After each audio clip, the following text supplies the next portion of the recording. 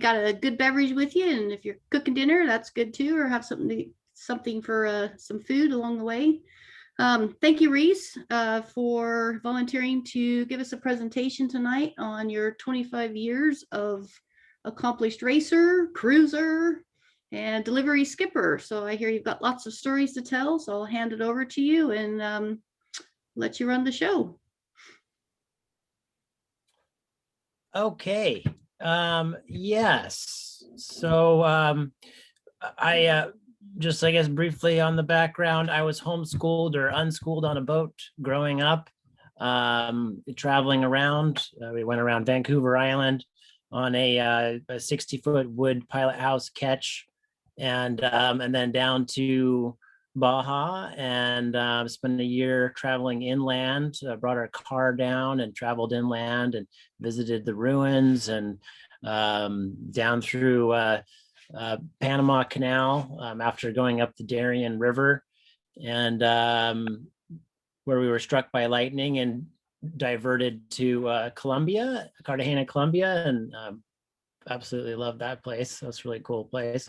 And then up the intercoastal waterway via the Caribbean, and then I came back and started teaching. Well, I started working at a sailing club in Portland, and then started teaching in Portland. And so let's see, I was 19 when I started teaching, and got a little tired of the river, and I had a Merit 25 after racing the club boats, and there I didn't have a trailer for it, and the nude regatta, the National Offshore One Design Regatta, was up in Seattle for our Merit 25 regionals, which we were doing pretty good on, and I had told, so I'd asked if I could borrow a trailer, and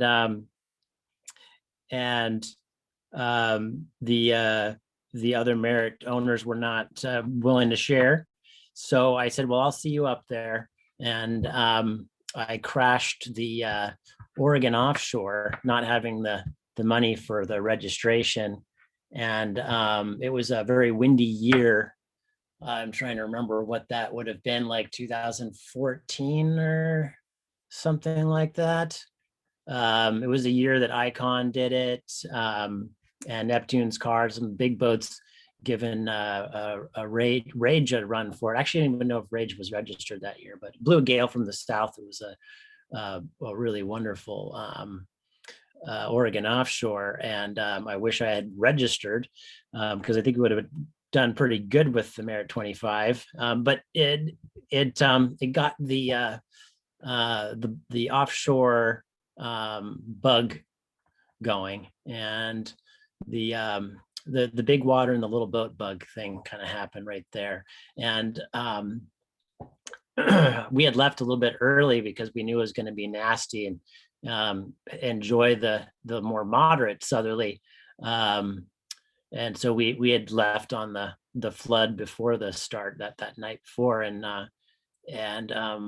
so we were all showered up and came back to look at the boats and meet the racers, and a very jovial, rosy-cheeked joker came out of a red Santa Cruz 27 with the Andy Schwank written in Sharpie on a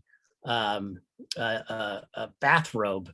And so that was my meeting of Andy Schwank, and he told me about them doing the Pacific Cup on that little boat, and that's kind of where my my blue water dreams began, and moved. Let's see. So then I sold that boat, bought a Moore 24, bought the first one I looked at in the dark, and then figured we had to do all the races possible to learn how to sail the boat before doing the Pacific Cup. I originally had a partner on the the plan for doing the Pacific Cup on the Moor, and he and his girlfriend got pregnant, and he bowed out. So I went ahead on my own and figured I'd just find crew eventually. And so we campaigned the boat. We did the Oregon offshore on the Moor 24, and double-handed Clallam Bay Swiftsure. Actually did that 3 times altogether with the boat. And figured that I needed to have new sails for the boat to do the race. So I started trying to find a sail loft that actually made sails so I could learn how to make sails. And kind of funny story, came up to the stoplight in Seattle at the sailing club that I was teaching at occasionally, Seattle Sailing Club. And I came up to the stoplight at the same time with my Astro van, my white Astro van, as Alex Shamanis was at the stop sign, and a Moor 24 sticker on the back and the Ballard Sails sticker. And I did one of the little Wayne's World thing, rolled the window down, and he pushed the button, rolled his window down, and I said, "You got a Moor 24? I got a Moor 24." And he said, "No, but I sail on them and I have a sail loft. You should stop by." And I stopped by. There's a help wanted sign in the window.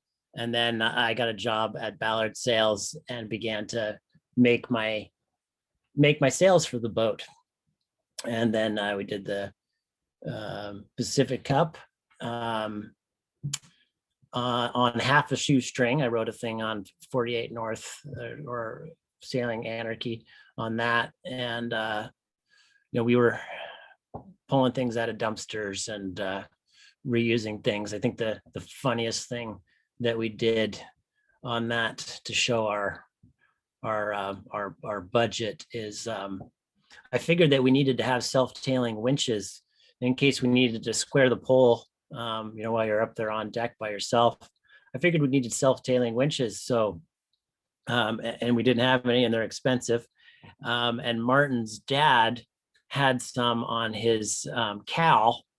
And so we borrowed Martin's dad's winches for the race and returned them. I'm sure maybe that's happened before. I don't know if that's happened before, but yeah, we borrowed some winches for the race and they returned them. And we surprised ourselves and other people by doing pretty well for our division. We got second place in our division, and the guys that got first place in our division won the entire thing, also on a Moor 24. Not quite as frugal a crew though. So yeah, we did that, and then I got contacted by owner of a Santa Cruz 50 about helping bringing the boat back, and then helped deliver that boat back. And somewhere in there, a former student said, I'll pay for your boat to get shipped back if you build me a deck on my property on Crane Island. So I ended up actually back in the San Juans and with my boat. So that brings me back to the San Juans, and then started a sailing school here. Got tired of being working for other people, and figured I knew a better way to do it. And it's time to take that on. And in the meantime, I've been teaching sailing and delivering boats. Of course, 2021 COVID. I have closed the companionway, if you will, and just kind of gone back to delivering boats and helping people buy boats, working as a buyer's agent, helping people look at different types of boats. And I think 2021 is going to be kind of a similar thing. kind of reluctant to do. I mean, the standard format for my classes are live aboard courses, and people from cities all over the country. It's kind of a high risk situation there. So I'd rather do the deliveries till this stuff blows over. And yeah, so that's an intro. There were some questions about the Pacific Cup, some stories going around. I'll tell that story because Martin's not here. When we were getting ready to do the race, it's a tremendous amount of stuff to do, and you don't think that it's that much stuff to do, but it's a lot of stuff to do. And when there's only two of you, it's quite a bit of work. Fortunately, we had a lot of help from everybody along the way. But when it came down to provisioning the boat, it's sort of like, well, it's not really a big priority. It's not very important on the list. It was just like, okay, whatever, freeze dried stuff. And I think we got most of our provisions were leftovers from Artemis, my friend Davidson, what is it? A Davidson 53 or something. And so we had this massive amount of dehydrated food. Anyway, so we're going to the grocery store, grabbing stuff, and it was just kind of like throwing it into the grocery cart. And one of the things that people had recommended that we bring along was some Gold Bond. The More 24 is pretty wet, and especially when you're going to Hawaii, it's really wet, and you're just sort of in your board shorts most of the time. Sometimes maybe not. We were approached by an older gal at Richmond Yacht Club, everybody volunteering the advice over the years that they'd learned from doing the race. And she said, one of the things that the double handers happens to them that I just, you should know about and be cautioned against is making sure you put sunblock everywhere, because they're quite often up there, in the buff. I thought that was kind of funny, but no, you're wet all the time. And the Gold Bond is supposed to help with the monkey butt, whatever you want to call it, from your butt being wet all the time. Well, we that was the case. It was very wet, and you're trying to dry out, but it's salt water, so. And the humidity level inside the boat is insane. So you go down below, and of course everything was leaking on the boat. It was just really wet down there, and you just go down below and you just take off all your clothes and you kind of go to sleep on your face and you hope your butt dries out.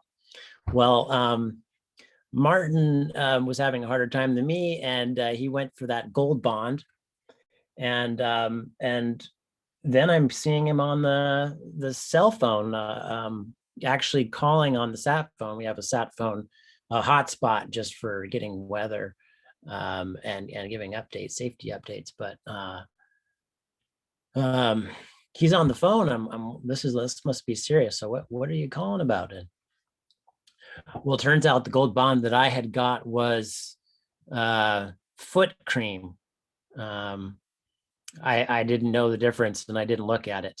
So apparently that stung pretty bad, and he was thinking worst case scenario there. And I called up the doctor, and the doctor, after having a laugh, said, just wash it off. There's nothing you can do. It'll stop hurting eventually.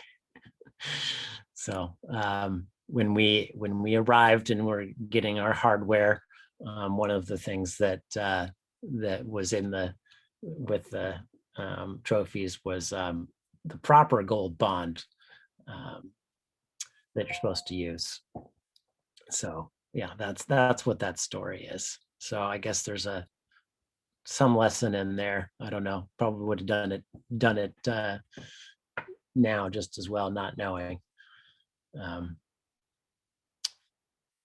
So yeah, I wanted to talk. That's a Hey, Rhys, yeah, I'm sorry to interrupt. Can I ask you a question? absolutely, absolutely. Yeah. If you were going to do it all over again, what would you do different as far as either clothing choices or anything that you have control over to make that element better? Oh, yeah. Well, don't get wet in the beginning. And I think that we did know that. Don't get wet in the beginning, because once you're wet, you're never going to get dry. And then maybe having dry bags, separate dry bags with other clothes. I mean, I noticed that Moss, the boat that won it, they had some of that matting, where it kind of little plastic matting that's a 1 foot by 1 foot, and they had that secured to the deck so that there was like some ventilation. Yeah. We were primarily sitting on a beanbag chair. We got a beanbag chair from Target, and so that's kind of what we were sitting on. And honestly, that whole thing was not, it didn't affect me as bad as it did Martin. It was kind of weird like that. And I know that it actually affected our performance. I know that we broached because of him not being able, like probably more than once. We're broaching all the time, but like probably more than once, because he was constantly trying to get comfortable and just couldn't get comfortable on that. But I think that being wet is a bit of it's kind of the nature of the beast on that boat. It's sort of the big compromise for the performance that you have to make there. And it's just, you're on a surfboard. Yeah, as far as general things to do differently, I don't know that I think, when you're going on a trip or something, you forget something once you're underway, and it's like, well, I'm not going to go back and get it. It's too late. I, when we're going under the gate, remembered the spare spinnaker pole was still strapped to the top of my van. And so I was like, oh, well, shoot, we better not break a spinnaker pole. Fortunately, when we did break the spinnaker pole, maybe possibly because of Martin's butt, I don't know, but we did a round down and broke the pole. We used our pipe berth tubes. When I got the boat, it didn't have pipe berths in it, so I put them in, and the tube is the same size as the spinnaker pole. So I made sure that they were as long as possible and pre-drilled them for the spinnaker pole fitting, so that we had 2 spares. And that was a good idea. I mean, bringing a spare spinnaker pole would have been a better idea, because then the sleep deprivation that sort of ensued from trying to sail the boat and make repairs, and then trying to take the old pole and cut it down so that you can have that pipe berth again. I don't know how many hours that took, but it's precious. Talk about resources. Sleep underway is very, very important, being charged up. But other things that I would have done differently, I think it was we had a great race. I think our main sailing mistake that we made was due to sleep deprivation.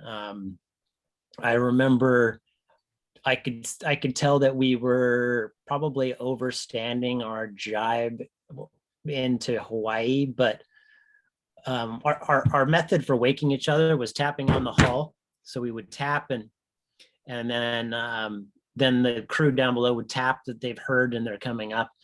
So tapped, and Martin tapped back, and then 20 minutes went by and he didn't show up.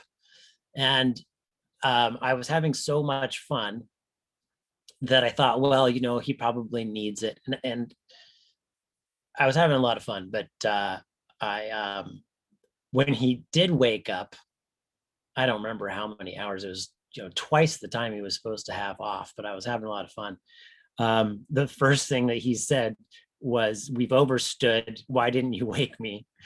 So I didn't even get any credit for letting him rest. And then we were reaching way hard and having a really hard time to make up for it. So I think I find that as a weakness of mine as a skipper. Quite often I don't get credit for it, but I will try to spare the crew extra tax or whatever, and it can often bite you in the butt. And it's just, sometimes it's not easy for some people, um, putting other people in an uncomfortable position. But yeah, I think that his sleep deprivation was because we were doing a blog all the whole time. We had a blog the whole time, and he'd spend 20 minutes writing. And when you're 30 minutes off, or 3 hours off, 20 minutes is huge, especially as you have to eat, sleep, and then navigate, and then like wake up and get dressed, sort of. It's so I think he was, he's younger than me by almost 10 years. And I think that was, there's a tendency when you're younger to just push hard and not reserve. And I think that's kind of what happened, because I remember telling him, stop writing, go to bed, stop, and him just continuing on because he's just kind of ornery like that. So yeah, and that was something I was going to talk about a little bit, about kind of managing those resources, unless there's another question about the Pacific Cup. Thanks for that, Rhys. Yeah. Anything about the Pac Cup in particular? No? Okay, well, I guess when I was asked to talk, I figured I'd pick out a subject that I knew something about. And there's so many great sailors, Orcas Island Yacht Club. I was like, well, what can I actually talk about? What do I have most experience with? And I think that I have most experience with taking inexperienced people into big water. I think that's what I have experience with. And I've noticed there's, I know a bunch of really great sailors that are used to going into big water with experienced sailors. And is a totally different approach and a totally different reality out there. And I'm passionate about sailing and passionate about sharing this kind of stuff with people. And I've been doing it for a while, so very mindful about all that. And one of the things that I noticed it's a pretty consistent a lack of understanding, or a blind spot for people to this experience, is the resources, without a better word for it, because it's something larger than just resources, because it includes sleep. But how do we manage what we have, what we're going out into this remote place with? I'm often shocked, and I try not to like be patronizing as an instructor and kind of assume that there's, some of this stuff is logical, but consistently I find that that's not on people's radar. Like how important it is to very carefully manage what you're going out there with. Water, for example, there's a number of reasons that people turn back around in the Pacific Cup or the Trans-Pac, and we think of things like rudders and dismasting and stuff like that. But what water is one of them. I was asked to speak at Portland Yacht Club. A number of other Pacific Cup skippers were speaking, and the skipper of Velocity, Tom, I forget his last name, had a J45, and he had to turn around because of water. And so you're thinking, gosh, this is a big boat. What would happen there? Well, what happened with them is they had a rag plugging up the mouse hole where the anchor chain would go through. into the anchor locker. And what happened is the rag had fallen down and the anchor locker drains had plugged up, and then the anchor locker filled with water, and the vents for both of the water tanks were filled with salt water. And even having two tanks, they didn't have enough water to complete the race. And had to turn around. They called the doctor actually, and they did a little bit of an experiment to see how much salt water was in their water. And so they had some fresh water and they added salt water to it, and they did a taste test off of their contaminated tanks to get a percentage of fresh to salt water, and then report back to the doctor. And he said, no, you guys would be dead by the time you get there. Something like that. So that's an example of the importance when we go out there of being really careful about our resources, and having as much redundancy in our systems as possible. I mean, the backup spinnaker poles as being an example, emergency steering.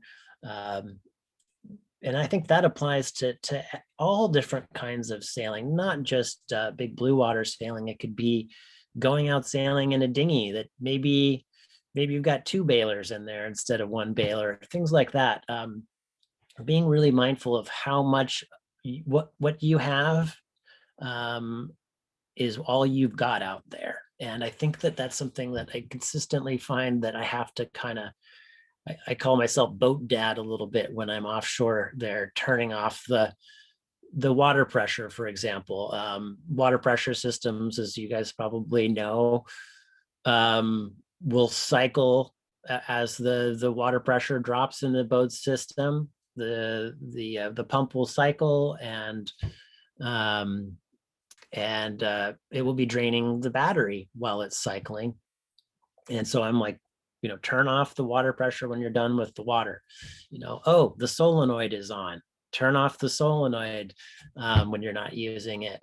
You turn around and we have a iPad plugged in. We've got Bluetooth headphones. We've got someone's Garmin watch plugged in.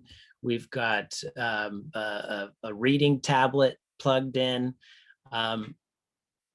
People we're just used to plugging into the wall and having as much as we want. And so I think that that's really important to think about that in everything. And you can go pretty crazy on it, but I think that it's good. The BTUs, like I love Stouffer's lasagna on a boat, because it's kind of a set it and forget it thing.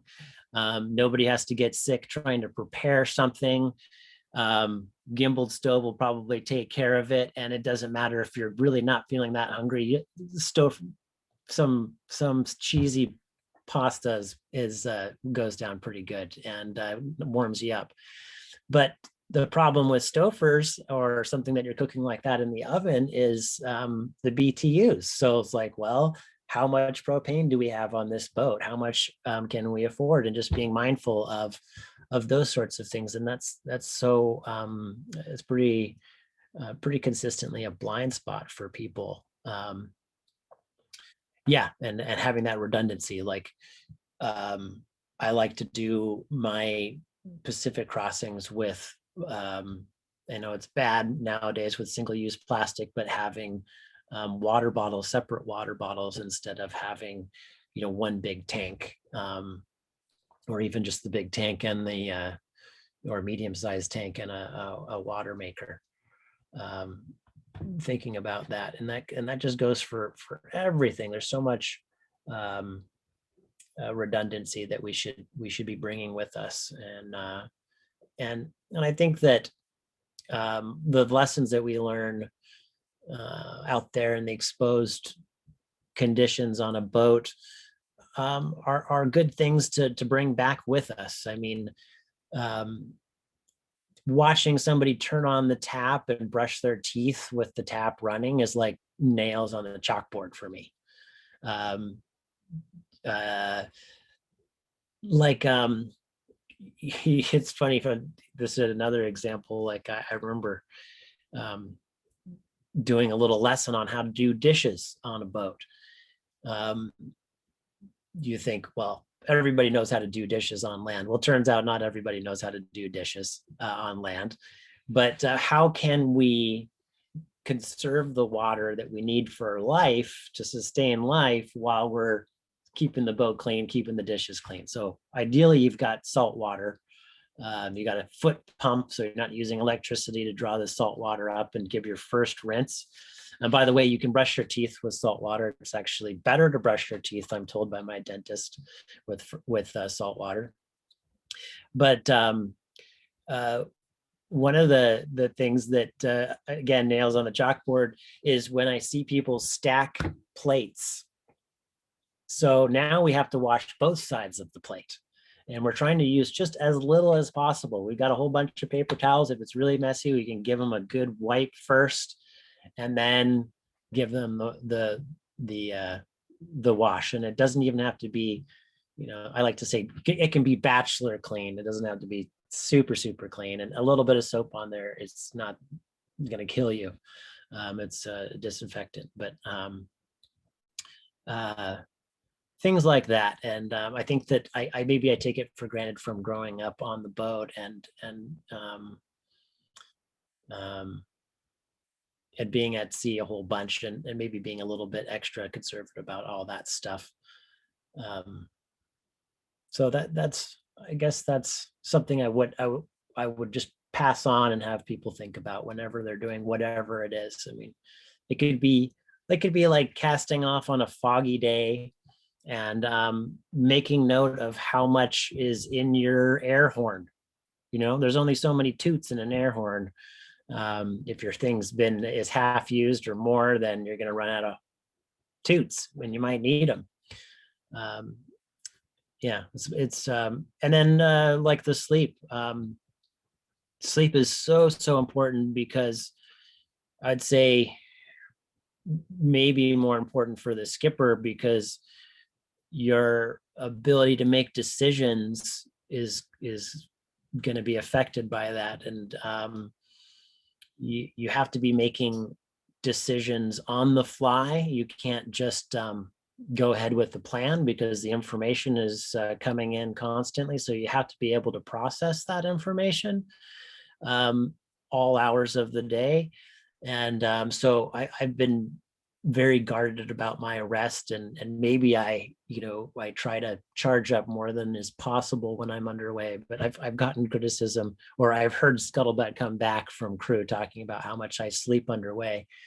But when it's all sunny and nice and you're on a multi-day passage, everybody wants to be in the cockpit.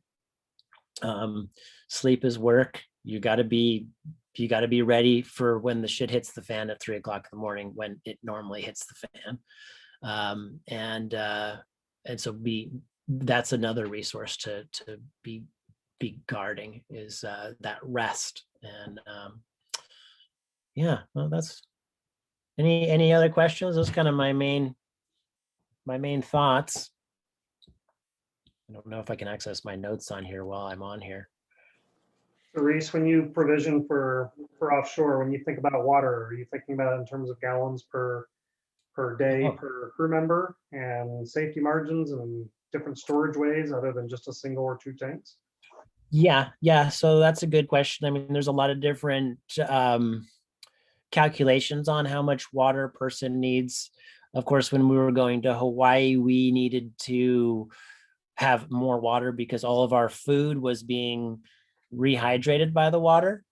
And you think that you're being all fancy and lightweight by having these MREs, but if you have to add water to it, it's not really lighter than having a can of Dinty Moore, which is a hell of a lot better than dehydrated beef stroganoff. I'll tell you that much. So you have that little bit more water for that. But I think that it depends on where you are and maybe how physical the sailing is. In the tropics, you can't drink enough water. I tell the crew you should be drinking until you should be peeing clear by noon. Um, you you just can't drink enough because you're sweating so much and it's so hot down below. So you're drinking a lot more water in the tropics than you are in the Northwest, all bundled up, just sort of sitting there trying to stay warm. So there's a number of there's a spectrum there of how much people should have a day, and normally people don't drink enough. That's something that I found. Motion sickness, they say, is exacerbated by dehydration. So I'm always encouraging people to drink a bunch. And then on that, just a brief note on that comes to mind. Some of these boats have some pretty nasty tasting water from their tanks. So having something to go in the water to help the flavor was going to make people drink more. When we do classes on Oaxaca, the Santa Cruz 50, everybody lines up when the water maker's on because it's the best tasting water. Fill up your water bottles with that before it gets in the tank and starts and now it tastes nasty. But yeah, that and then like you say, that in the containers, having that redundancy in those containers. I think when we were doing the Oregon offshore, we had a 5-gallon water, maybe it was a 5-gallon or a little 3-gallon disposable container. Well, the cap fell off it while it was getting sporty. So we learned pretty early on in that offshore racing how important that water is. And we also learned how important those amp hours are. Everybody plugged in their phones to little group 27 that we had taken, I think it was out of my car to go do the race, and killed our battery. We had no battery before Cape Flattery, and but we had battery powered VHF radio, and we had some if you spend a certain amount of money at Harbor Freight, you guys probably don't know about this because you would never shop at Harbor Freight, but if you go to Harbor Freight, you spend a certain amount and they give you these little LED lights that you maybe put on your car while you're changing a tire or something. We had a bunch of those. And then we also got a certain amount that you spend, you get an electrical tape collection where you get every different color of electrical tape. So we wrapped up those lights in green and red electrical tape so that we had our spare, we had running lights. Those sort of races, you're required to have spare running lights in case your tricolor, you lose that and you get dismasted. Having other lights that you can plug in are great, but if you don't have any power anymore, again, redundancy. Yeah, any other questions? Hey, Rhys, Boris here. Hey, with regard to water, saving water, I kayaked about a week in the Broken group, and I was the only one with stainless steel dishes. Everybody else had plastic dishes. Oh. I obviously, in the Broken group, Parking Sound, you don't use any detergents, nothing. So I just cleaned my stainless steel dishes in the salt water. In a couple of minutes, they were squeaky clean. The plastic dishes, they were always oily. You could never get them clean. So my question to you is, why not just use stainless or China, just really, really hard glazed stuff and just clean it in the salt water? Yeah, that's a good idea. A lot of the plates that I've seen on, well, let me see, some racing boats, like Oaxaca, they had these camping things called fair share cups, and little metered out food bowl cup type of a thing that's plastic. Ceramic people wouldn't want to go with because of weight and because they could break, but stainless sounds like a great idea. Same thing for your crockery. Is that the word? Your pots and pans. A Teflon pan takes a lot less to clean than cast iron or anything that's going to get something stuck to it. Yeah, but yeah, that's good thinking. Good. I've never used stainless steel plates before, but yeah, that's a good No idea. problem. I don't like to drink my coffee out of a stainless steel cup. I hate that, but I don't mind eating from a stainless plate. I had no Yeah. problems with that, And and it cleans so Corningware is easy. No nice. salt It water. cleans up. It Pardon? doesn't- Jennifer, were you saying Oh, something?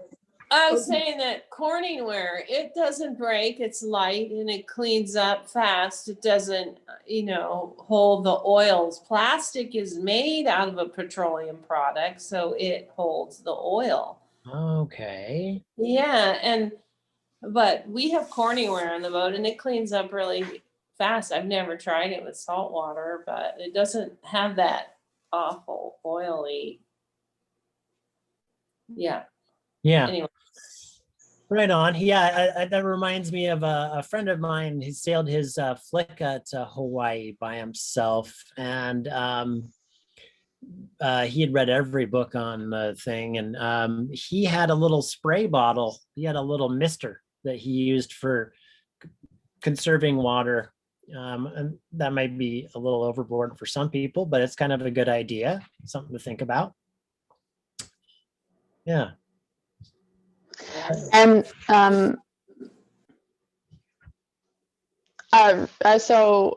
Rhys, I just wanted to see too if you could elaborate a little more about what are qualities that you would look for in a crew member as a captain, and then maybe the reverse of that too. What qualities should a crew seek in a captain? Wow, that's a really good one. Gosh, what to look for in a crew? I think a good sense of humor. I mean, character is what I look for, and so that's not something that's very easy to put on a resume. So that's why before I do all of these trips, I sail with everybody. We do a little what I call a shakedown sail, where we sail down Griffin Bay at about 11 o'clock at night and be going through Cattle Pass at midnight and go out and do head sail changes, put a reef in, take a reef out, turn around, maybe put the kite up in Griffin Bay, and in a short period of time, even rigging up the boat, I can tell what I'm working with as far as the personalities on board. But that's sort of just maybe a magic power of mine is being able to see that stuff. So, gosh, I wish I could. There's got to be something. I guess. People come with a lot of experience sometimes, and that can be sometimes that can be a bit of a red flag. They've got all this kind of preset ideas about how things go, and we end up butting heads a little bit. So, you might think, oh, well, experience is all it takes to be a good crew. And that's not necessarily the case. You want people that are engaged and they're going to show up. They're going to be on time for their watch, and they're going to take care of their shipmates. They're going to take care of each other. So those are the things that I want in a crew. Things in a skipper, someone that's a good communicator, someone that's patient, someone that's competent, someone that's put together a good crew. Those are good questions. I'm drawing a bit of a blank right now. Yeah, it's a little hard to say. It's sort of like I don't know exactly what it is, but I know when I see it, and so I usually do like a phone interview with people, and then hopefully we have some sailing together. Some of the shorter deliveries I won't, it's fine if we haven't sailed together before, but always reserve the right to leave somebody at the most convenient place for me. Hey Rhys, what are your plans with the Sovereign? Oh, the Sovereign. The Sovereign is going to be that vetting platform for the big race boats to be able to, like I said, go out cattle pass. I mean, that's just an amazing eye opener for people. You know, I have a lot of students that have been through ASA, and I've chartered in the Caribbean, Croatia, you know, all over, but they've never sailed at night, and they've never sailed on a race boat like that. So the night sailing is usually a big eye opener for ASA students. And so I found, and then finding out, you know, who gets sick. They find out that they're not dressed well enough. I remember having a student, we went out, he was he has a bad habit of eating junk food constantly. And we go out cattle pass and he gets sick. But he wants to be over the side throwing up, but he's not dressed well enough to be outside. So he goes down below, but doesn't want to throw up on everything down below. And, you know, it was only a couple hours of discomfort for him, but it was a huge, huge lesson. Yes, he does need to take medication. No, he's not dressed well enough for it. So the Sovereign will be a way to shake him up a little bit for that. And then originally the plan was to do Race to Alaska with the boat and have a fun boat to sail back on the outside and visit the Broken Group, one of my favorite spots on the outside of Vancouver Island. And it's something that kind of take the place of Evermore and also work as a platform for teaching sailing. We'll see. Hey Rhys, so can you talk a little about like watch schedules and maybe ones you've tried over the years, and then maybe when you said and does it vary, say, from passage making versus just sort of the coastwise or, you know, around here inland cruising? Yeah, good question. So when I do the classes, coming back from Hawaii or down the coast, I always have a mate, another licensed on board, another licensed skipper on board. And that's huge for me because I don't get woken every time there's a light on the horizon. And so that is a one kind of limiter there, because now we have kind of two watches, unless I have some person who's willing to take on a third watch and be a watch captain, and then I can divide it into three.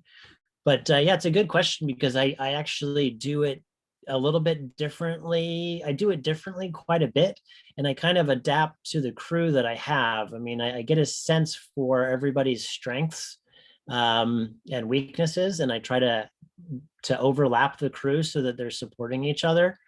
Now, all of that said, my preferred watch is that I'm on deck by myself for some time. I mean, I have to be on a lot, and it's lots of questions all the time. So my bandwidth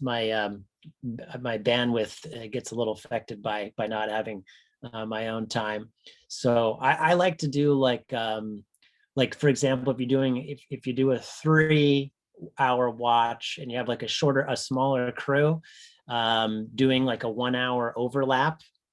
So you get 1 hour by yourself, and then 1 hour with the former watch, and then 1 hour with the next watch. And that overlap helps everybody kind of get awake and get up to all the information that's on deck at the time. And then you get a little variety of people to hang out with.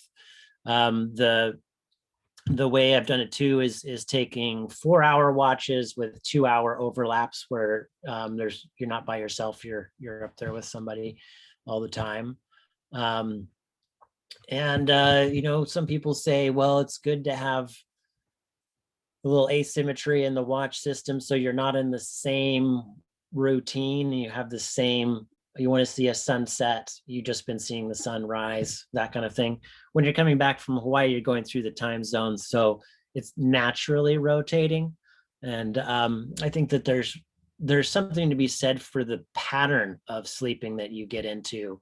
And if you try to move it too quickly, I feel like you're trying to keep up, you're trying to adjust constantly to the new schedule.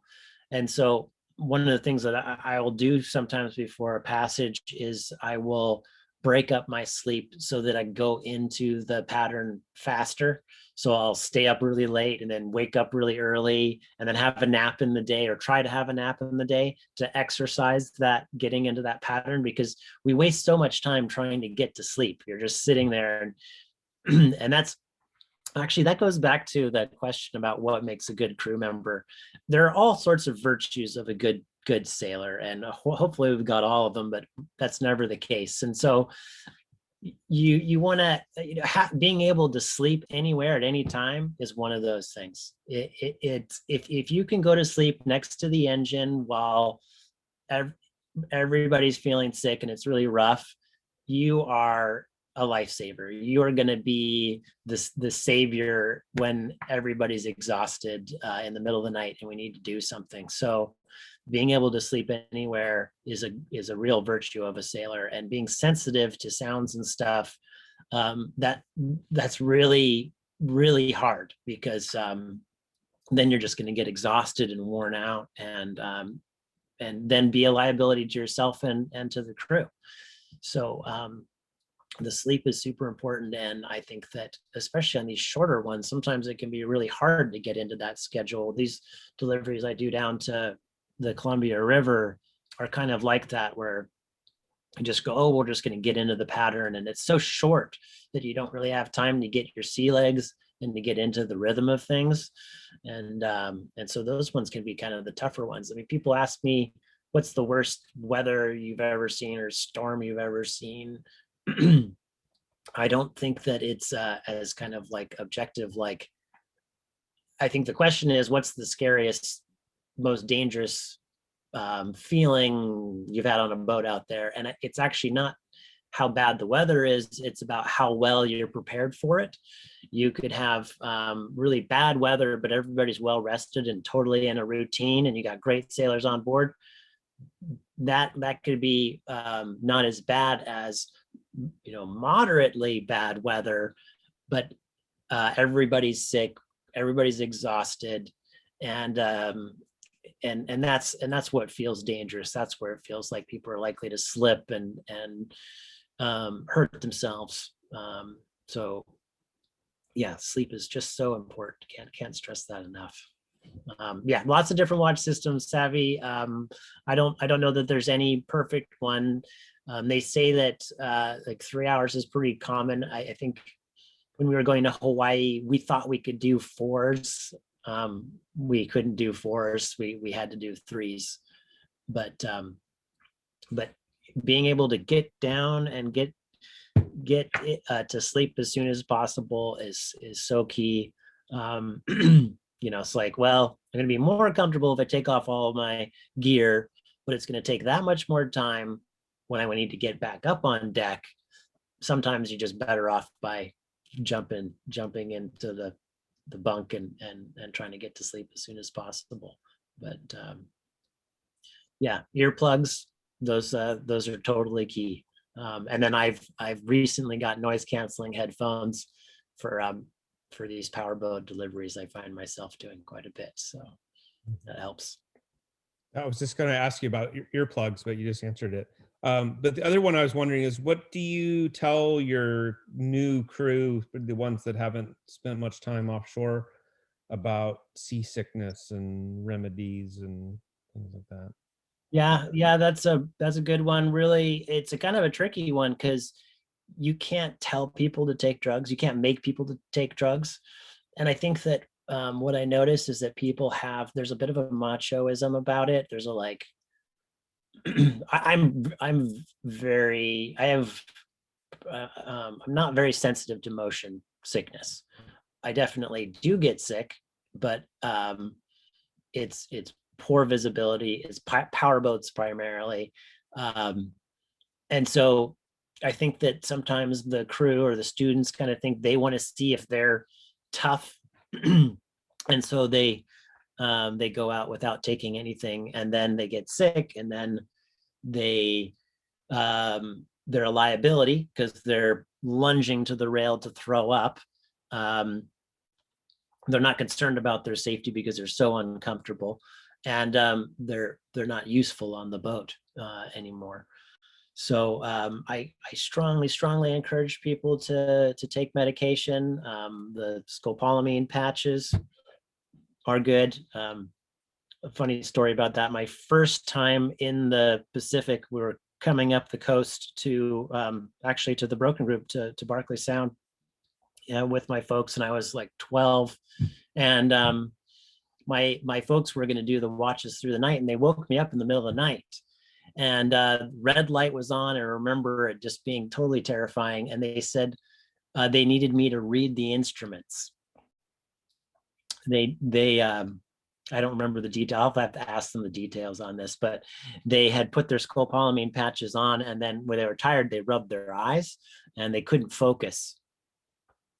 So the motion, the drugs have, you got to read the fine print there. They can be some pretty serious side effects. I mean, if you look in scopolamine, their night terrors is one of the things. Not good stuff. I had one early. I was doing the Oregon offshore on this Hylas, and just sort of the necessary person for them to be able to do the race, and the wife of the overly confident skipper had put 2 scopolamine patches on. And I remember her talking to her reflection in the winch. She was looking at the winch, and she was actually talking to it. So it doesn't take much to really, you don't want to be having that person getting in the way of the main sheet on a jibe. Yeah, and I think that there's varying degrees of it. There's the more subtle stuff like bonine, that's gonna kind of take the edge off. I really do believe in all the natural stuff. I mean, after my folks did that, after that happened to them, they were just like, we're not going to do any drugs at all. We're just going to go all natural. And I just remember them being sick, quite often. My mom would just eat Gerber baby food, like this dehydrated Gerber baby food. You just add water to it, and it looks the same going down as it does coming up. So she wasn't really like thinking about not getting sick. She was just thinking about what is better to throw up. You don't want to have curry or a ham sandwich coming out your nose if you can avoid it.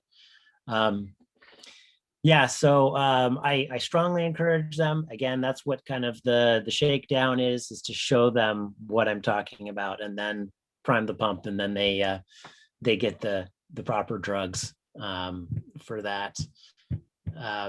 I have it, because I don't get seasick, and because I really try to stay as sharp as I can, and I try to avoid it. I will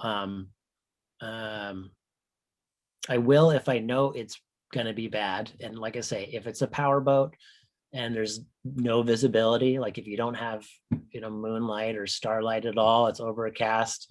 And especially if you're inside, so you're seeing the reflection in the windows that are kind of reversing the movement of the boat as you're rocking and rolling, that's really bad.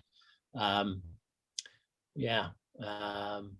have a whole bunch to say. I'm always asking everybody how they're feeling, with the medication, trying to get as much feedback from what everybody's experiencing with it. I think that's also important for what it's worth, to tell yourself that you're nauseous, you're not actually sick. And some people, it seems like they kind of give into it, and they just sort of, you say, look at the horizon, keep your eye on the horizon, drink water, and they just sort of give up on life altogether, just like, kill me now. And I think that with some experience, you just kind of go, okay, I've got to keep working, and find the work often helps with it. Giving somebody who's feeling nauseous the helm often helps, keeping your brain active. But those things, staying hydrated, so huge. Keeping your eye on the horizon, going down below and laying down as soon as possible. You don't want to be farting around with like the head or chopping an onion or something. It's kind of like, if you can get through those first 3 days without getting sick, you're usually pretty good. So there's all sorts of things that I'll do to prevent the things that cause sickness, like we'll chop all of the onions before we go, or use a mandolin or something like that. And you're just doing that out in the cockpit into a big bowl, and keeping an eye on the horizon, because you kind of, if you don't know the first signs of motion sickness, like getting really hot is one of the things. You kind of get really warm, and you start to feel a little something down there. If you don't start to get that fresh air and get that eye on the horizon, it's going to be hard to come back. And then especially with orally ingested medication, if you're throwing up, you're done. You're not going to be able to keep anything down unless it goes up the other end. So that's where those stickers are pretty handy, but making sure you wash your hands, of course, after putting on the scopolamine patches. 2 tips I'll throw in. You mentioned about the guy that's downstairs and back upstairs and downstairs, upstairs. John and Amanda Neal really like assigning puke tubs to newbie crew, where it's a Rubbermaid tub with a lid. Put your name on it, Wow. and when you're downstairs, if you draw a short straw and you got the V-berth, you at least have your tub. You're able to puke into that, close it. Crew members can help go and empty it so that the sick crew don't have to go up and back and so forth. That's a great idea. I think, yes, I can imagine, something that's not maybe transparent. I remember watching somebody throw up in a Ziploc bag and feeling nauseous just watching Wow. that happen. So what works with us is we start the Dramamine a couple days ahead of time, so we're sleeping really well, and then we stop because the Dramamine just puts me out, and it's still in our system, but it sort of floats us through that first couple of days. Yeah, and that's what people say is get into take it the day before and get into the pattern of it or whatever as being an important thing to do. I've heard that. And different drugs work differently for different people. There's like meclizine, Dramamine, they're ones that have to be taken ahead of time. Stugeron, that's available in the UK or as a cancer drug down in Mexico, can be taken the moment that you start feeling sick. Yeah. But I know some people that just swore by Stugeron, and some other people that said they tried it, didn't work, but XYZ thing did work. So it's trialing stuff while you're on land or in protected water to see what the reaction is before you get out on the sea. Right. And Yeah. I would strongly advise against dark and stormies. Yeah. Well, again, what before you go out there, I mean, that's, but don't do what Andy Schwenk is doing most of the time, but definitely when it's like Swiftsure and he's getting kicked out of Big Bad John's. No, that's after, isn't it? That's before. Yeah. Drinking a whole bunch before going to sea is just one of the worst things that you can do. Worst things. Jada is laughing. Does anybody have any luck with relief bands I've seen where you can dial them in?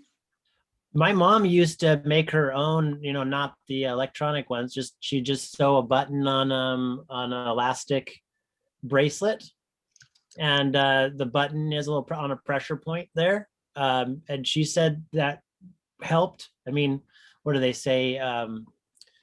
Placebo works like 10% of the time or something. So do it all, say your prayers and yeah, avoid the curry. I get very seasick. That's why I don't sail anymore. I get very seasick. Oh no.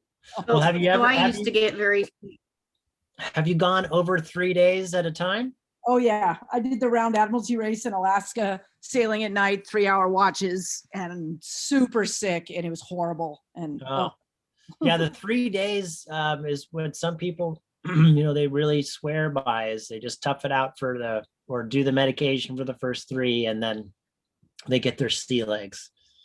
Coming back from Hawaii is a pretty hard one for those classes and those deliveries, because the worst part of the whole thing is the beginning. And if you can, in a way, get kind of ramp up that exposure. The last time we came back from Hawaii, we actually had to go west to get to a fuel dock, and I figured, well, let's just keep going and let's go around this way. So we actually went kind of the long way, and it was really great because it was much more a gradual introduction into the ocean. I mean, going around the other way, going easterly from Waikiki, right around Diamond Head, you've got the full on Pacific Ocean come in your teeth there, and launching a race boat off the top of waves is really a good way to get sick. So yeah, if you can kind of gradually move into it too, I think that really helps. Any other questions? Okay. Well, I think that's an hour and a half there. What do you say? Thank you. Yeah, if there's Yeah, no thank other you so much. questions, Thanks, Rhys. Appreciate it. Thanks, Rhys. Thanks a lot, Rhys. Sorry I joined late, but that was really great. I love your shoestring approach, or at least in the past, it seems like now as well, approach to racing, and it's nice to see that happening for people that don't have as many monetary resources. Right. Yeah. Rock what you got, really. I mean, rock what you got. But and also, it, even on a shoestring, it could be a massive, massive commitment. I mean, I remember thinking, God help whoever gets in my way of making this happen. I was so single-minded on it. So, yeah. But yeah, there shouldn't be people. It would just be bad if people who didn't participate in things like that because they felt like, well, they didn't have a nice enough of a boat or something like that. It's just the experience itself. The race kind of comes second. Yeah. Was there one more question? No. Cool. Well, Yeah. thank you. Yeah, thank you, Rhys, for everything. Thanks for it was awesome talk presentation. Thanks for sharing.